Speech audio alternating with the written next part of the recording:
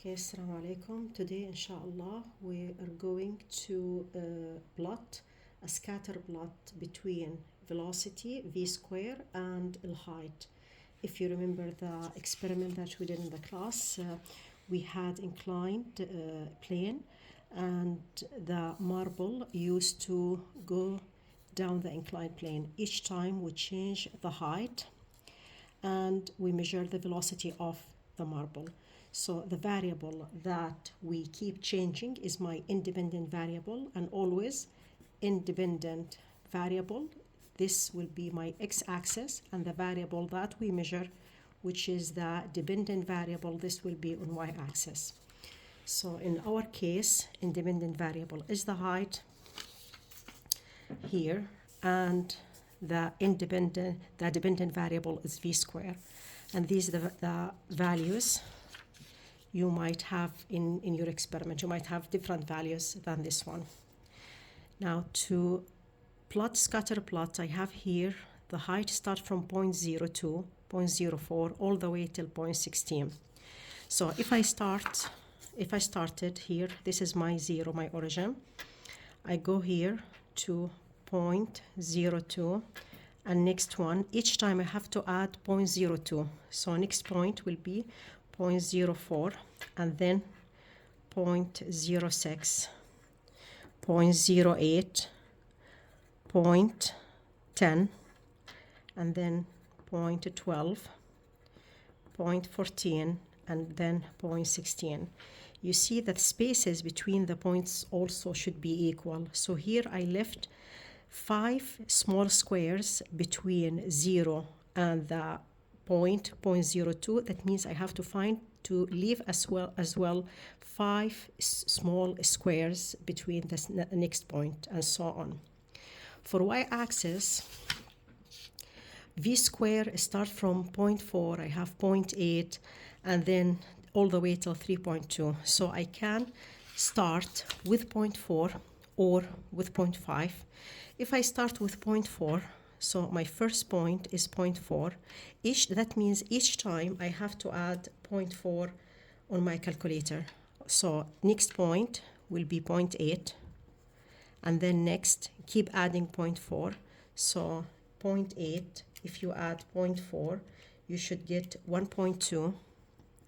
Add again 0.4, keep adding 0.4. So next point will be 1.6, and then add 0.4, it will be 2, and then 2.4. Keep adding the same increment. Each time you have to add the same increment. You started from 0.4, that means you have to add 0.4. If you started 0.5, that means you should start next point. If you start like this, 0.5, that means second point should be 1. So you keep adding the same amount, and then 1.5, and so on. So here we have 2.8, and then 2.8. If you add 0.4, you should get what? 3.2. Same thing, the increment or the spacing between each point should be equal. So if I leave 5 small squares, I should leave between 0 and 0.4. That means I should leave 5 small squares between 0.4 and 0.8. And then we start locate our pairs. So first point, 0.02, with what? With 0.4. So here, 0.02 with 0.4, this is the point. And then second point, 0.04, 0.04 with what? With 0.8. So 0.04 with 0.8 till I finish all the points. Okay, till I finish all the points. Now, there is one thing I need just to tell you. How can I determine the value of each small square? You take the smallest scale. Here in x-axis, the smallest scale is 0.02. And you divide it by the number of squares. I have 5 squares here. So if you divide 0.02 divided by 5, this will give you 0.004. Or in your calculator, if you plug this one in your calculator, you should get 4 times 10 to the power negative 3, which is equivalent to this one. It's 4. Okay. the point is on the right. You have to move it when you have a negative number, negative power. You move the point to the left 3 decimal places. So you count 1, 2, 3, and you put the point here. You put it here. So it's 0.004. That means each small square is 0.004. Similarly here, I started with 0.04. So if I divide 0.04 divided by 5, which is the number of squares here, 0.04 divided by 5, that means each small square is 0.08.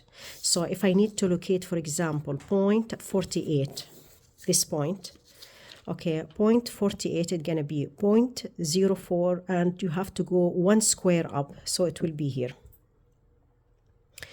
Now, line of best fit, not necessarily passing through all the points. I should draw the line based on the trend I have. And here I have increasing trend, so the line is going up. In my case, the line will pass through all the points here, or most of the point. Now to find the slope, I select 2 points on the line and then use the formula rise over run. So I'm going to use the first and the last point here. I'm going to use this point. I'm going to use also this one as well. It's up to you. Just any 2 points located on the line, and not necessarily these 2 points locate from the data set. You can select any 2 points on the line, and I have to find rise over run.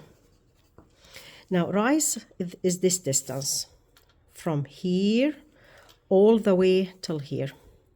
So find the difference between them. I have here 3.2 minus 0.4. So it will be 3.2 minus 0.4. You should get 2.8. And run from here till here. So 0.16, it will be 0.16 minus 0.02.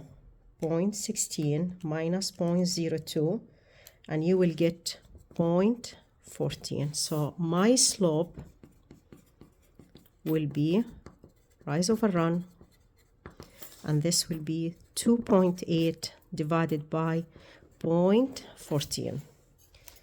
2.8 divided by 0.14, and you will get 20. This is my slope. The unit here, rise, its unit meter square per second square divided by the unit for the run, meter. Okay, meter and meter, they cancel out, so it will be meter per second square. But to find the value of G,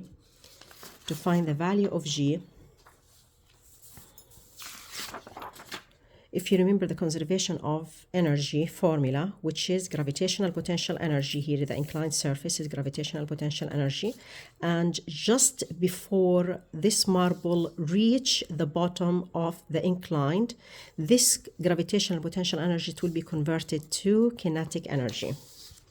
So I have here mgh equals half mass times velocity square.